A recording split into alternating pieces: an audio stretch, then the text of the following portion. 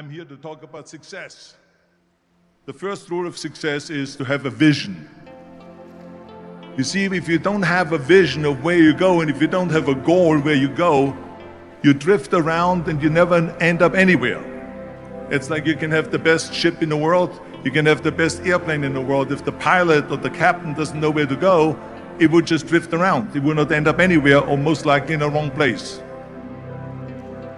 So I was very fortunate that I stumbled onto my vision. I mean, as you know, I was born in 1947 in Austria after the Second World War. And I didn't really like Austria when I grew up. I couldn't wait to get out of there. I couldn't see myself becoming a farmer or a worker in a factory or anything like that.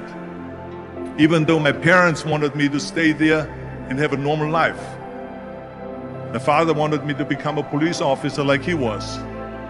My mother wanted me just to stay there and marry a girl with the name of Heidi, hopefully, and have a bunch of kids and run around like the Van Trapp family in The Sound of Music. But that was their vision, not mine. My vision was totally different. I felt that I was born for something special, for something unique, for something big.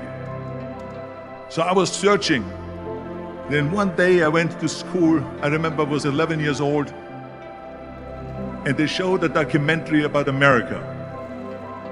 And there they showed in this documentary the huge skyscrapers, the high-rises, the huge bridges, the 6-lane freeways, the huge cars with the wings sticking out, and all of this stuff. And I said to myself, that's where I want to be.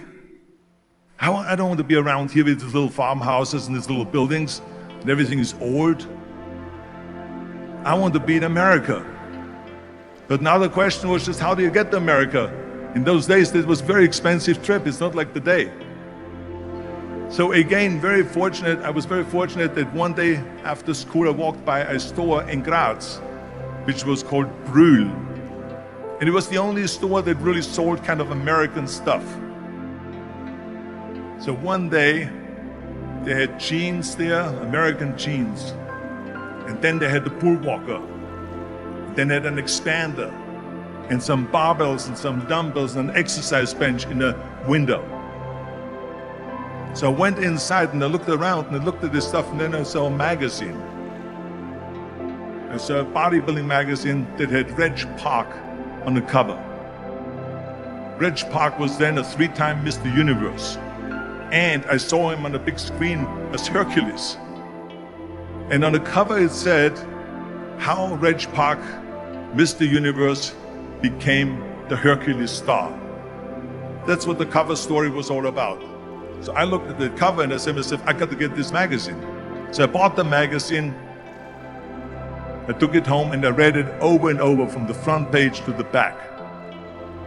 It had everything in there, how he trained, how he was working out in Leeds, England, in a factory town, how he worked out every day for 3-4 hours and became the strongest man of Europe, and how he won Mr. Europe and Mr. Great Britain, and then eventually Mr. Universe, and how he won the second Mr. Universe and the third Mr. Universe, and how he was discovered to play the starring role in Hercules. I read that and I said to myself, wow, this is the blueprint for my life. This is exactly what I want to do. I want to become a bodybuilding champion just like Reg Park. I want to get into movies just like Reg Park.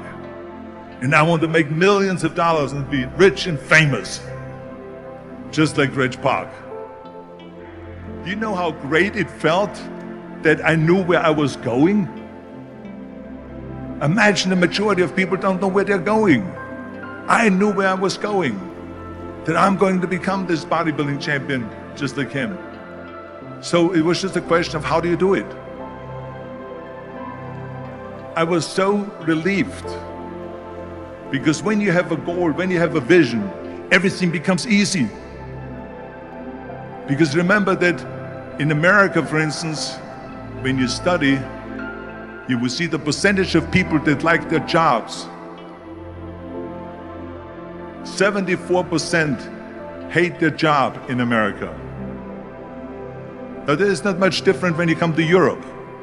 The majority of people don't like what they're doing because they're really not doing it because they didn't have a goal and they followed this goal. They just aimlessly drift around, and then all of a sudden there's a job opening, so they get that job because you have to work. But then when you work, it's a chore. It's work. It's not fun. So if you think about, only a quarter of the people really enjoy what they're doing in life. That is unbelievable if you think about it. So I felt so blessed that I knew what I was doing.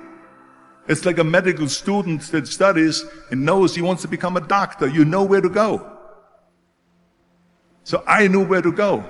So people always ask me, when they saw me in the gym in the pumping iron days, they say, why is it that you're working out so hard? 5 hours a day, 6 hours a day, and you have always a smile on your face. The others are working out just as hard as you do, and they look sour in the face. Why is that? And I told people all the time, I said, because to me, I'm shooting for a goal. In front of me is the Mr. Universe title. So every rep that I do gets me closer to accomplishing that goal, to make this goal, this vision, turn into reality. Every single set that I do, every repetition, every weight that I lift will get me a step closer to turn this goal into reality. So I couldn't wait to do another 500-pound squat. I couldn't wait to do another 500-pound bench press. I couldn't wait to do another 2,000 reps of sit-ups. I couldn't wait for the next exercise, for the next half hour of posing and all the kind of things that you have to do to be a champion. I felt so great knowing where I was going, and I tell you, it worked. I mean, think about it. And at the end, I was just not visualizing just my exercise, but I was really lifting the trophy over my head. That's what I was thinking about. And with the age of 20, I went to London and I won the Mr. Universe contest as the youngest Mr. Universe ever. And it was because I had a goal. And this is no different than anything else, what I'm talking about. This is not just about bodybuilding. It was the same in acting. I remember when I was doing Conan the Barbarian.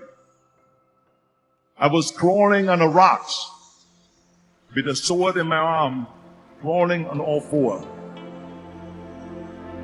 And of course, being that it's Conan, I didn't have clothes on or anything like that, right? So I was kind of, my knees were bare, my elbows were bare and everything else. I'm crawling on the rocks. So after 10 takes, my elbows were bleeding and my knees were bleeding. And the director came to me and he said, Arnold, I'm so sorry that you have to go through this, but you need one more take, a close-up of you crawling with the sword towards the camera. Can you handle one more take? And I said to him, I don't know what you're talking about. He says, I'm totally fine. He says, but you're bleeding. I said, because I don't feel it, because I can visualize what the scene will look like in the film. And I'm so excited about this scene. I was visualizing crawling up behind Thulsa Doom, which was played by James Earl Jones.